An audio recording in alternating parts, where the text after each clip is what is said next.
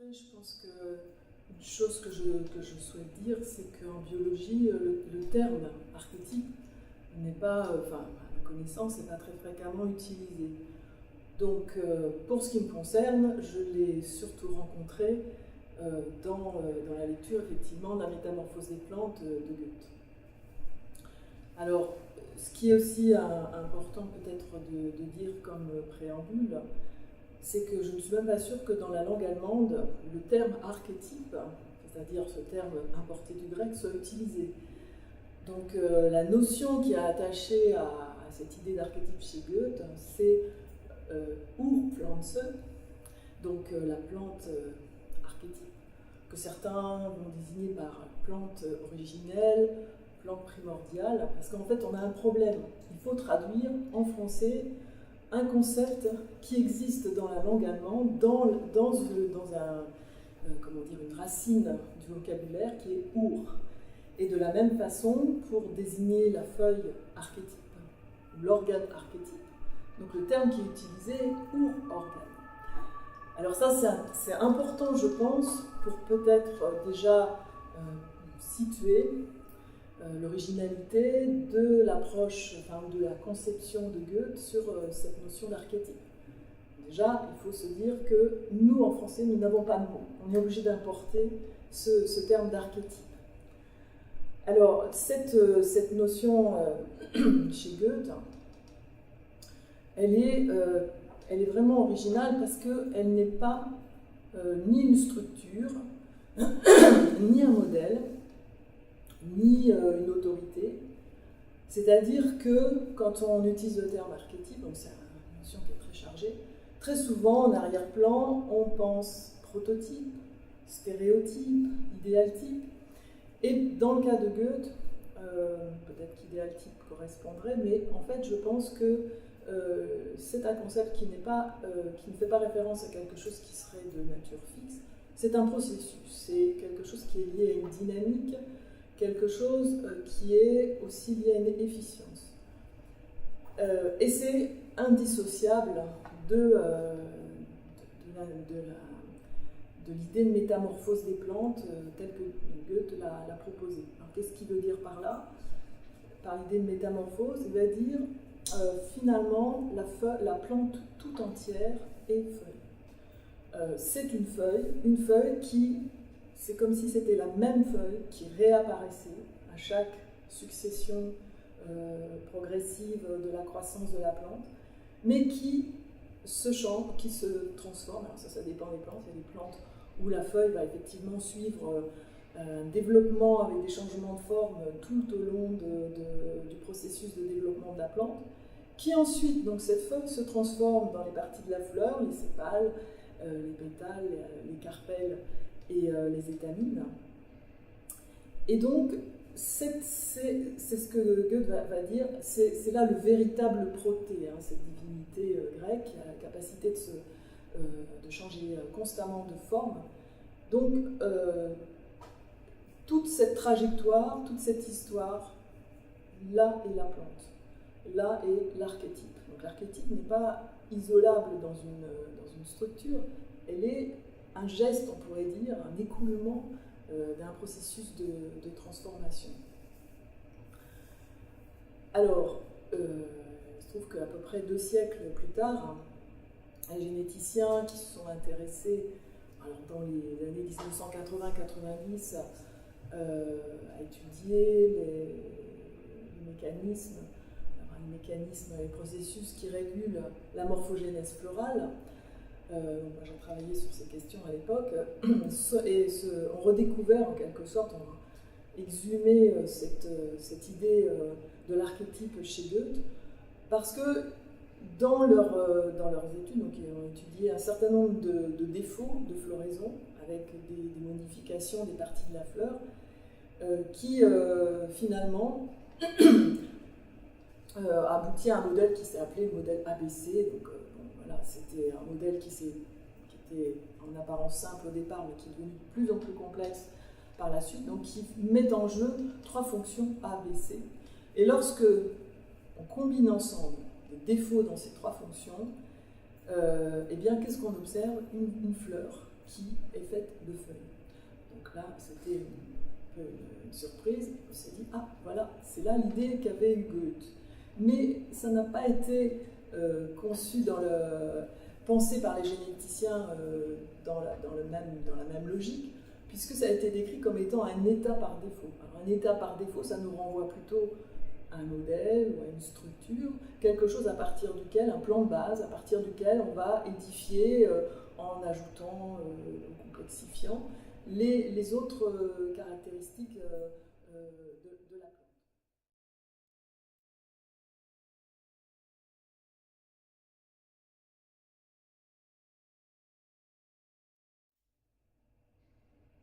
Alors l'idée d'archétype, à mon sens, elle renvoie à l'idée, au statut de l'idée, de l'eidos, de la pensée philosophique grecque. Ce qui est intéressant, c'est de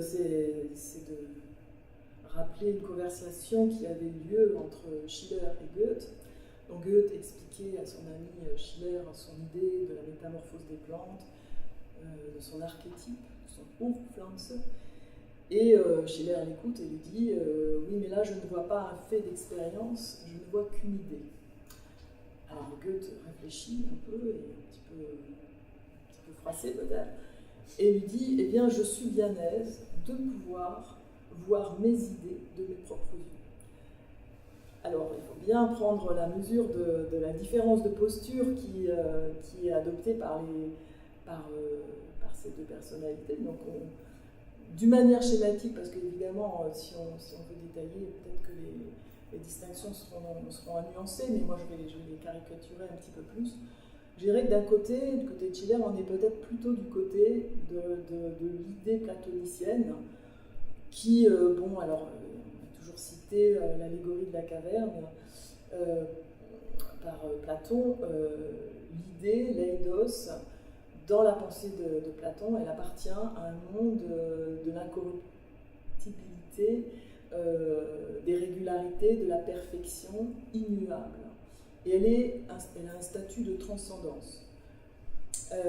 Alors là, on est plutôt du côté, on va dire, d'un archétype qui serait une structure fixe, on va dire quelque chose qui existe indépendamment des contingences du réel qui sont changeantes, qui sont remplies d'imperfections, parce que Platon avait une aversion pour l'irrégularité, pour la différence. Alors, Aristote, qui était déjà à l'esprit d'un naturaliste, a une position radicalement différente, puisque lui va donner un statut d'immanence à l'idée.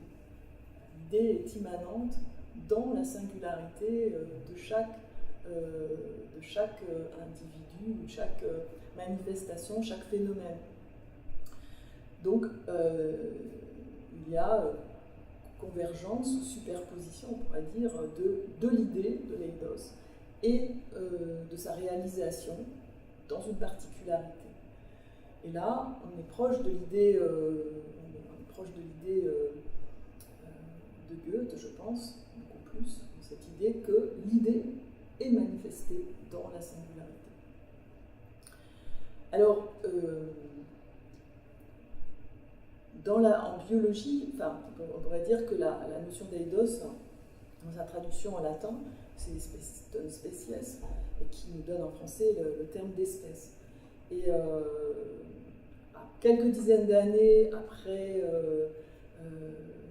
la proposition de la théorie de l'évolution par Darwin, les biologistes ont commencé à se dire mais on a un petit peu un problème avec notre notion d'espèce, parce que cette notion d'espèce, elle avait un statut en fait platonicien, d'essence, se tenant en arrière-plan des contingences de la réalité. Alors on s'est dit, il faut complètement, la réflexion était, il faut complètement repenser la notion d'espèce. Alors ça a donné beaucoup de débats, dans différentes propositions, et c'est un débat qui a continué et qui peut être encore ouvert, parce que finalement, c'était très difficile de réconcilier un concept qui était d'abord pensé comme une structure, comme un modèle fixe, avec la pensée de l'évolutionniste, c'est-à-dire aller penser des choses finalement en processus, en dynamique.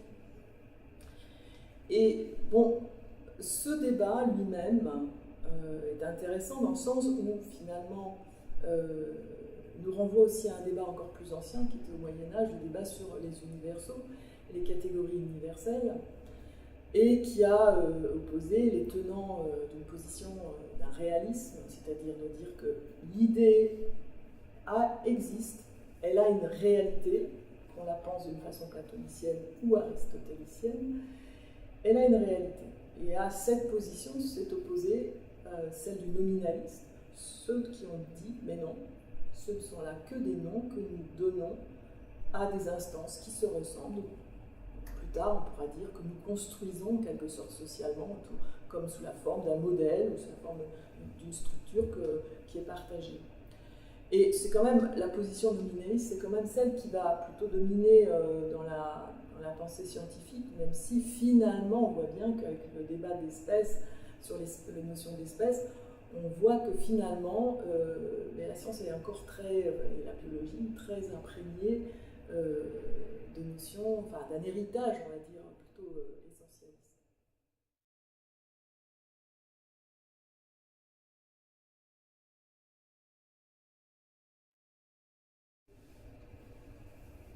Bon, l'idée d'un plan de construction, l'idée qui est un peu inséparable de l'idée de la machine, c'est un héritage de la pensée de Descartes, qui avait proposé cette idée d'animal-machine.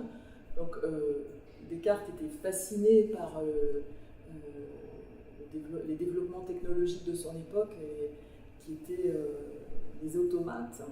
Donc c'était les prouesses de l'horlogerie qui était la pointe de la technologie à l'époque et qui lui sert de référence pour penser cette idée d'animal-machine. Alors, à notre époque, on va dire que les machines qui sont, disons, les plus perfectionnées aujourd'hui sont plutôt pensées en termes d'informatique et de programmes informatiques. Donc on va penser aujourd'hui le vivant comme étant, on pense l'ADN comme une sorte de disque dur, de carte mémoire qui est à l'intérieur du vivant, qui donc amène cette idée non plus de la machine, mais d'une machine qui fonctionne avec un programme. Donc on est face à la machine, c'est une métaphore en fin de compte, c'est un modèle. Mais ce qui est intéressant, c'est que dans la pensée de Descartes, le modèle il marche en fait à double sens. Descartes va dire, déjà il va concevoir le dieu cartésien, qui va le concevoir comme un artisan horloger, c'est un horloger, et c'est un horloger qui fabrique le vivant.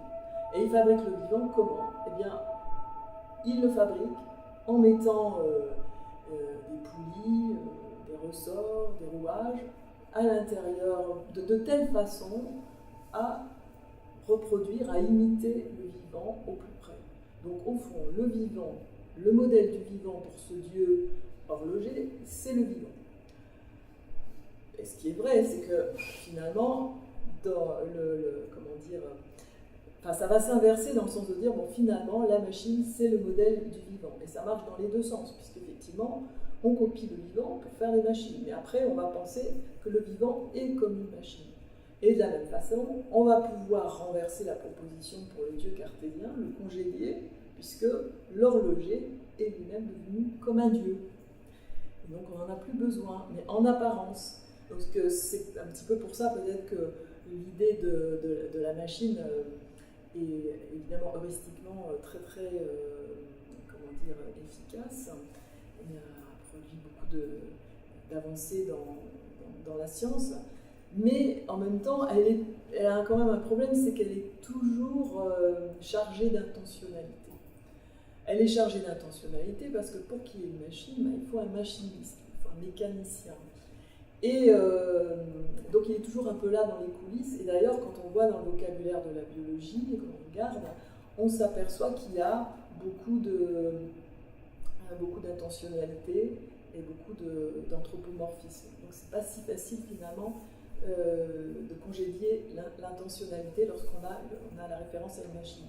Un autre problème, c'est qu'une machine, ça n'est pas un modèle ou une référence descriptive, ça quelque chose qui a une visée opératoire.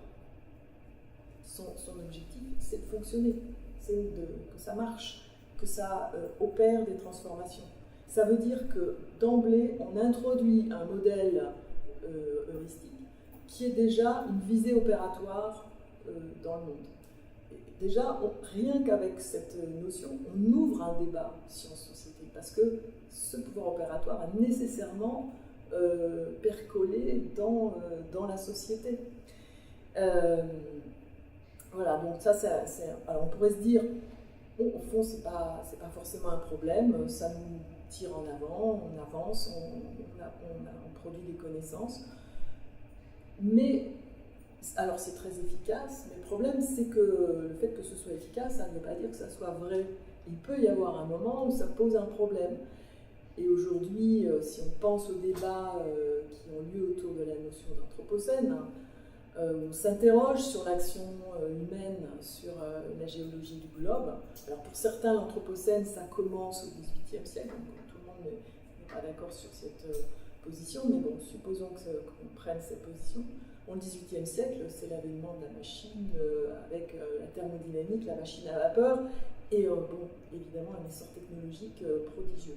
Donc si on commence à s'interroger autour de cette notion, on peut peut-être se dire qu'une interrogation sur ce concept tel qu'il est devenu presque une façon de penser dans presque toutes les branches de la science, peut-être est à repenser. Alors, par rapport à cette question, je pense que la notion d'archétype, enfin, l'héritage lignée de ce que propose Goethe, pourrait être une façon d'aider à donner une perspective, donner un vis-à-vis, face à face, parce que Descartes, avec son animal-machine, en fait, il raisonne un certain type de machines qui peuvent peut-être convenir par rapport à une référence à l'animal. Mais une plante machine, pour le moment, je pense qu'on n'en a pas. Parce que pour qu'il y ait une machine, il faut toujours qu'il y ait quelque part une sorte de boîte, de boîtier. Et pour le moment, je ne crois pas qu'il y ait vraiment quelque chose qui puisse correspondre à ça. Et Goethe, lui, ne part pas de l'observation première de l'animal, donc il a fait beaucoup d'études scientifiques sur les plantes, beaucoup d'observations, et la plante lui suggère une idée qui est peut-être une sorte d'alternative finalement à la machine. Cet archétype pour plante qui est quelque chose qui doit être pensé en tant qu'un processus de transformation et d'évolution et de métamorphose.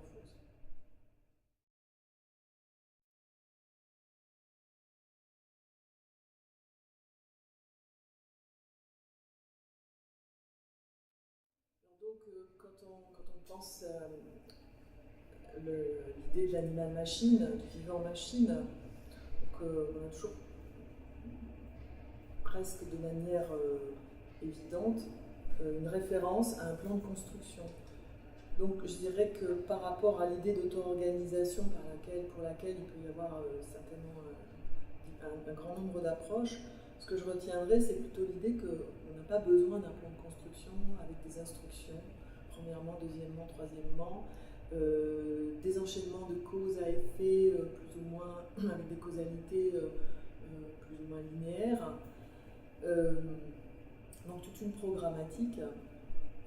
L'idée d'auto-organisation, en fait, elle fait plutôt référence à l'idée que, étant donné les propriétés initiales d'un système, étant donné les conditions données de départ, un système a la capacité d'évoluer de manière spontanée vers une certaine organisation. Alors, ça, c'est une façon de penser les choses qui prennent en compte les forces de la physique, la physis, la nature. C'est-à-dire personne ne se pose la question, est-ce qu'il y a un plan de construction des lois de la physique? Les lois d'attraction, de répulsion, la poussée d'Archimède, etc. Personne ne se dit quel est le code des lois de la physique. Ces lois sont là, elles nous sont données. La force de croissance, ou la capacité de croissance chez les organismes vivants ou chez les plantes, elles sont là, elles sont données. Donc, au fond, on ne cherche pas quel est le plan. Et si on prend en compte ces forces de la physique, ces forces, elles ne s'appliquent pas d'une manière, programmatique, elles s'exercent d'une manière globale sur un système, Si le système on tire d'un côté, ça va pousser de l'autre, ça va créer des tensions qui vont se propager d'une façon relativement globale. Donc on ne peut pas penser simplement chaque petit grain de sable de manière isolée, de manière combinatoire. Et les physiciens, eux, vont raisonner en termes de champs de force. Ces champs de force s'appliquent.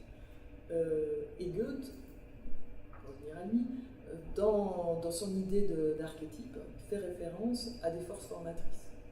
Alors lui, il n'y a pas de référence, connaissance particulièrement à la physique, mais c'est quand même l'idée qu'il y a des forces qui sont en jeu. Donc on est face à une référence à des efficiences et non à des structures fixes. Donc on est toujours dans une pensée de la dynamique. Les biophysiciens qui étudient la croissance, les phénomènes de croissance dans le domaine du vivant, ont plutôt des approches hydrodynamiques, donc qui prennent en compte la temporalité, l'histoire. Le système a une histoire et les conditions initiales vont être déterminantes.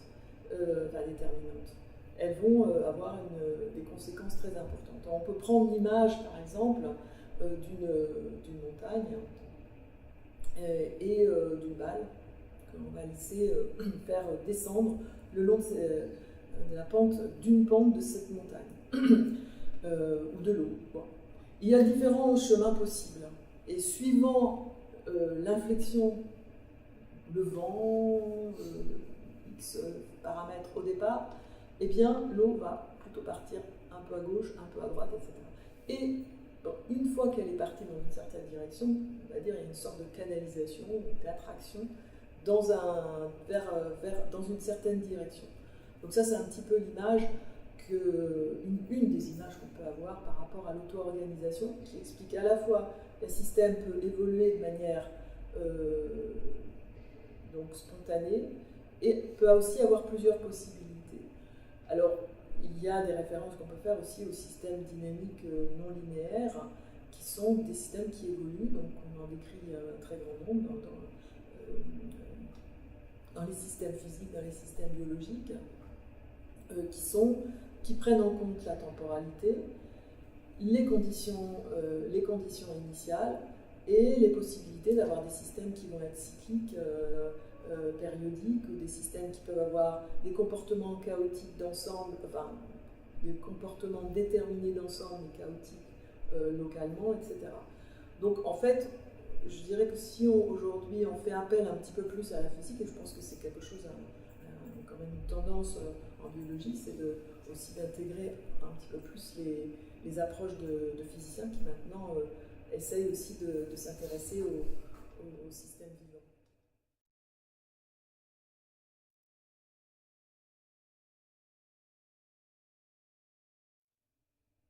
Alors la tension entre le général et le singulier, bon, c'est une grande question. En fait, du côté du général, on se rapproche toujours de la notion d'idée, de l'eidos, l'idée qui surplombe les choses, toutes les particularités. Et le singulier, donc d'un côté on est du côté de l'idée, de la pensée, de la conception, et de l'autre, la singularité, c'est quelque chose dont on fait l'expérience. Donc on est toujours effectivement dans cette tension, ce qui nous ramène, on va dire, à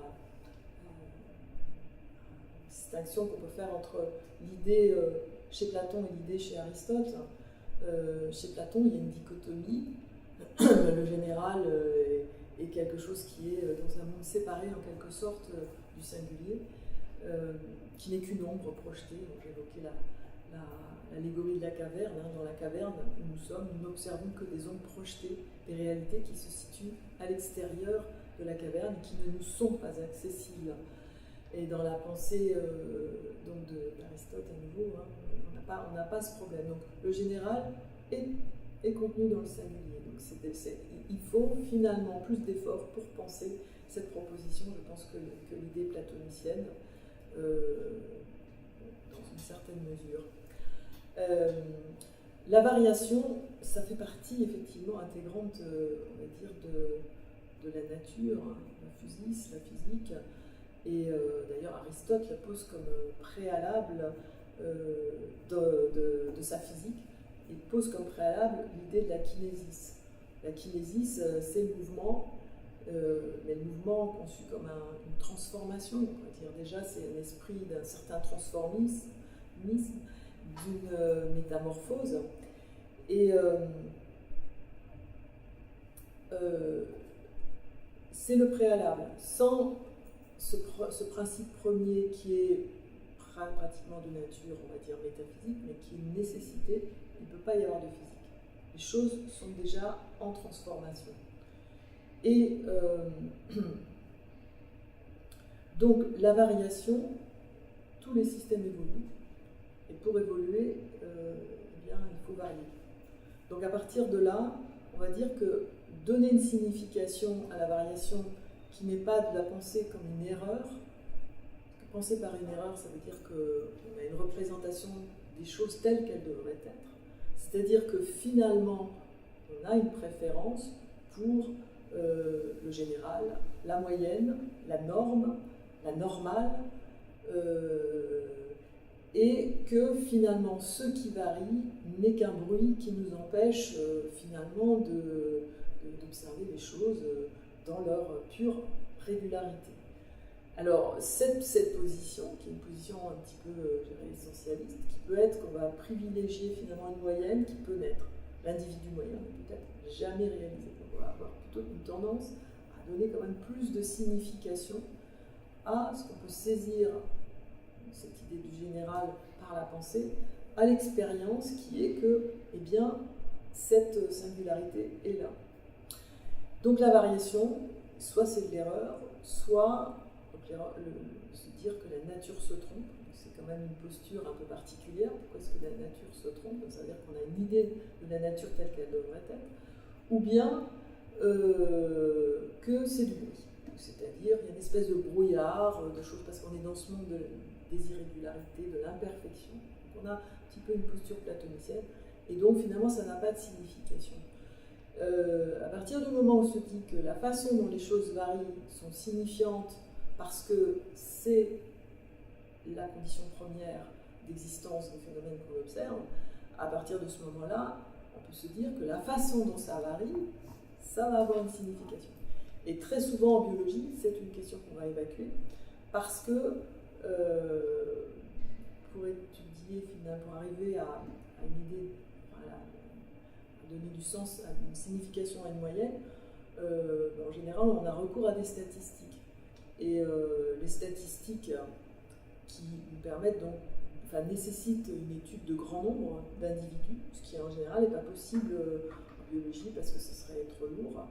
Donc il a fallu inventer des statistiques qui sont adaptées à la biologie, qui permettent d'étudier des populations en petit nombre, pour pouvoir donner une signification aux résultats qui sont obtenus. Mais pour que ce soit, qu'on puisse vraiment appliquer,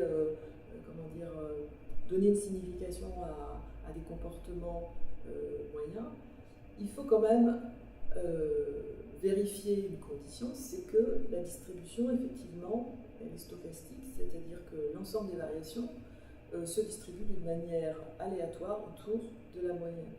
Donc on a ce qu'on appelle une distribution normale.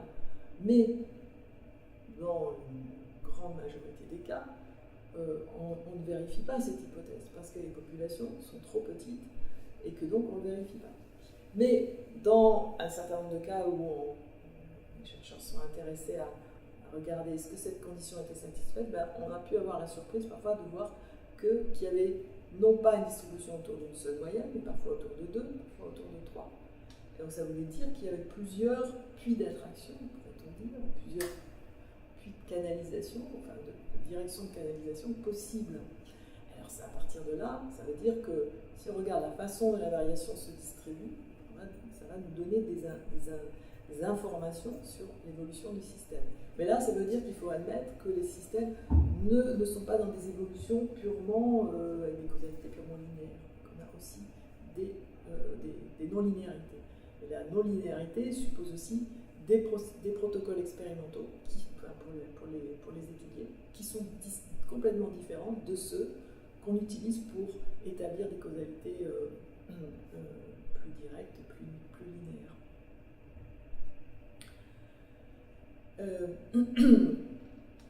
Je pense que la superposition qui donne toujours beaucoup de débats, la tension entre le général et le singulier, leur superposition, je pense que ça relève de quelque chose qui est d'abord une expérience esthétique. Et c'est pas étonnant que quelqu'un comme Goethe, qui a à la fois des dispositions scientifiques, tous ses travaux scientifiques d'une part, et d'autre part artistiques, soit finalement conduit à proposer donner un certain contenu à un concept d'archétype, qui est un archétype, à nouveau, un archétype dynamique et non fixe, et qui lui permet d'avoir un concept d'un archétype en tant qu'immanence, et non pas en tant que transcendance ou que construction. Donc c'est une expérience esthétique, mais c'est aussi une expérience philosophique. Celle qui va, la première expérience philosophique, c'est l'étonnement. Et le fait de pouvoir à la fois saisir quelque chose de l'ordre d'une idée générale et en même temps faire l'expérience d'une singularité, c'est aussi une expérience philosophique et qui ouvre tout le questionnement que l'étonnement peut poser.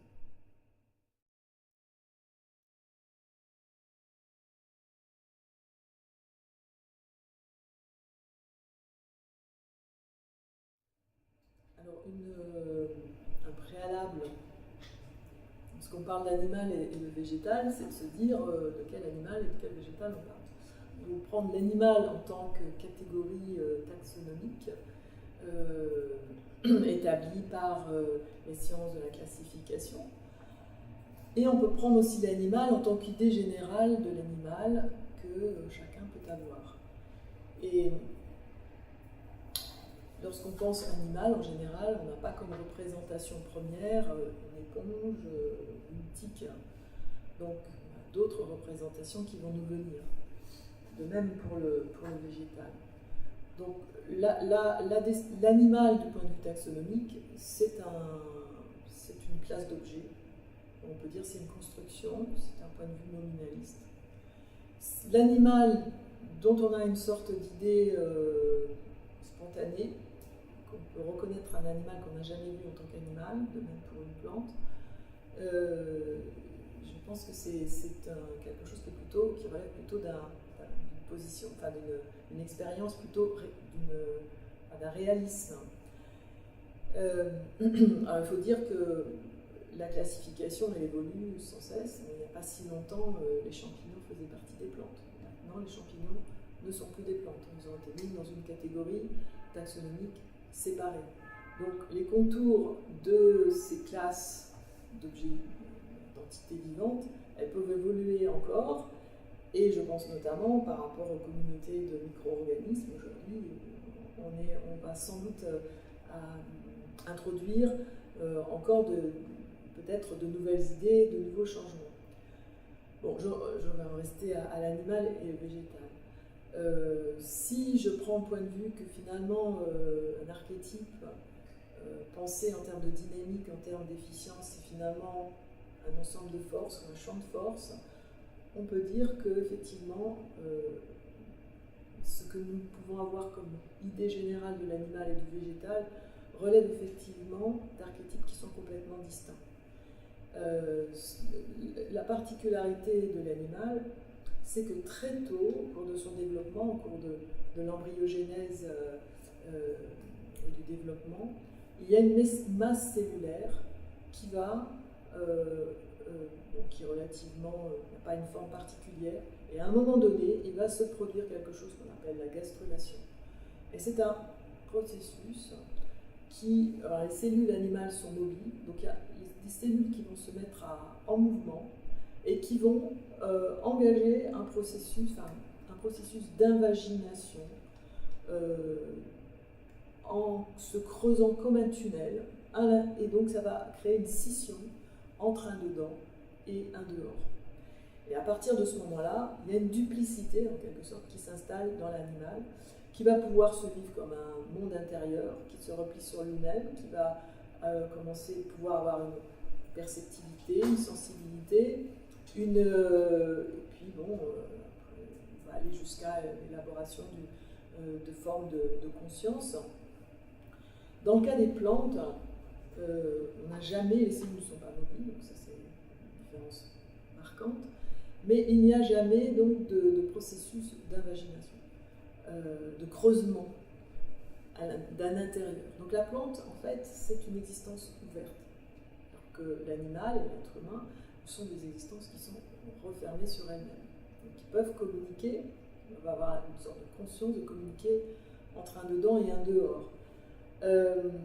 Et les physiciens et biophysiciens qui étudient la croissance de ces systèmes vivants, lorsqu'on étudie la croissance spirale chez les plantes, on constate que eh bien, ça obéit à un champ de force radial.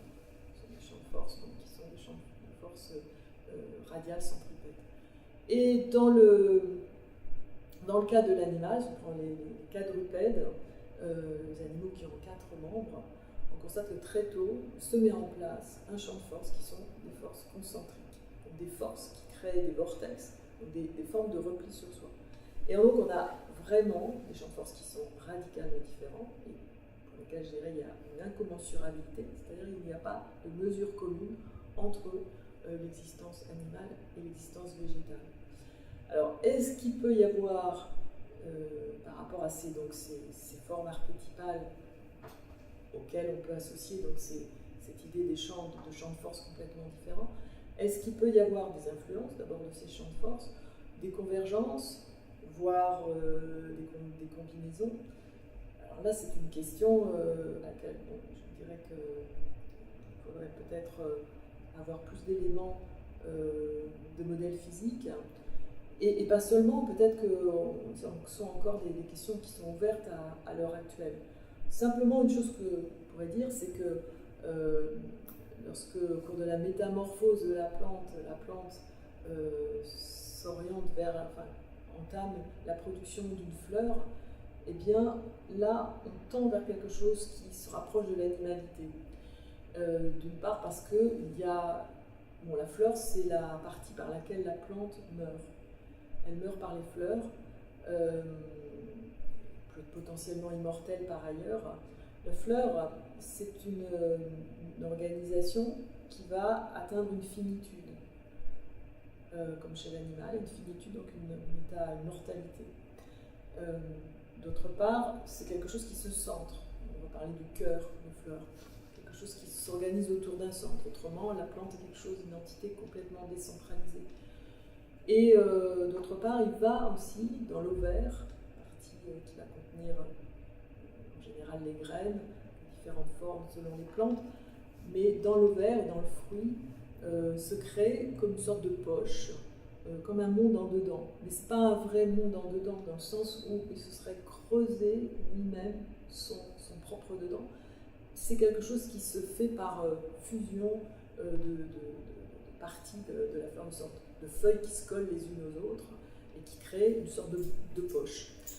Donc c'est un pseudo-monde intérieur. Donc là, on est quand même, on voit qu'on tend, mais avec comment dire, je pense, des champs de force certainement complètement différents de celles qui, bien sûr, sont à l'œuvre chez l'animal. Mais on a un rapprochement, et c'est d'ailleurs par les parties de la fleur et les fruits qu'il y a le plus d'interaction entre le monde animal et le monde des plantes.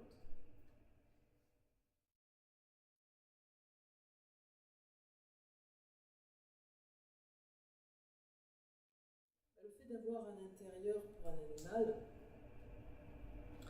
ça veut dire que finalement, il se trouve séparé d'une sorte de grand cosmos fusionnel dans lequel il était.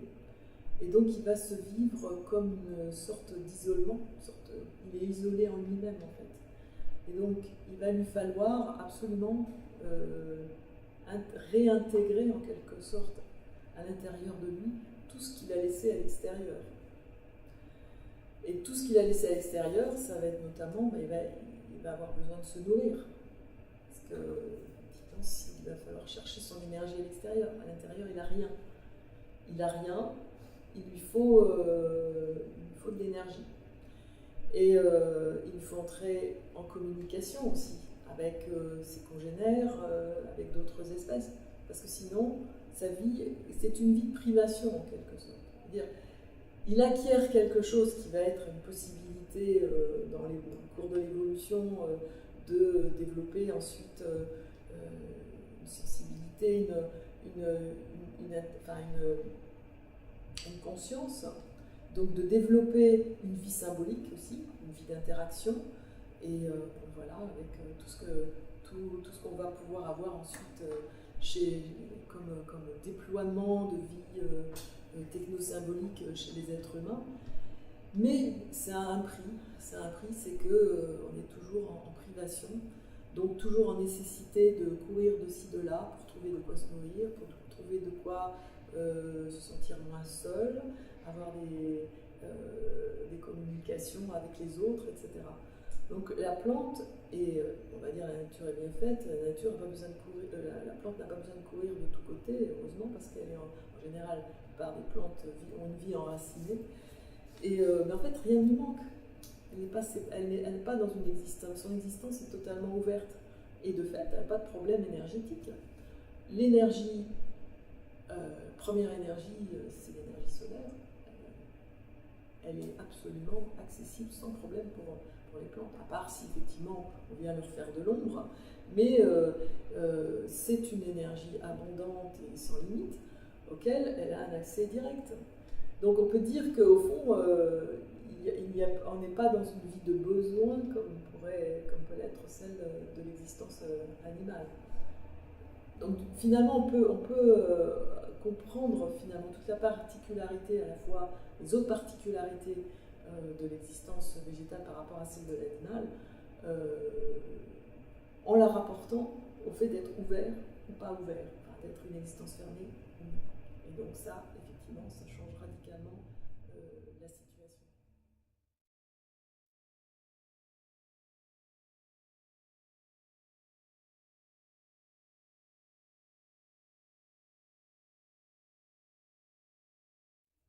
De la même façon qu'on pourrait dire, il y a archétype et archétype. Archétype plutôt structure, plutôt modèle, plutôt autorité, et archétype comme processus de transformation, champ de force, efficience.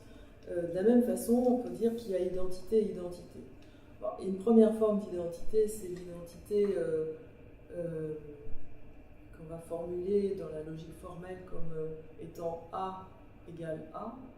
C'est une tautologie. Donc A a pour modèle A. Avoir un modèle, c'est toujours une extériorité. Donc en fait, A égale A suppose qu'on a un modèle de soi qui est extérieur à soi. Paradoxal. Ça peut paraître paradoxal, mais finalement on est dans cette situation. Donc du côté de cette forme de l'identité qui est l'idem, répétition du même qui se copie sur lui-même, donc sur un modèle de lui-même. Ce modèle de lui-même, donc finalement, ça nous ramène à un archétype qui est plutôt une structure fixe, immuable.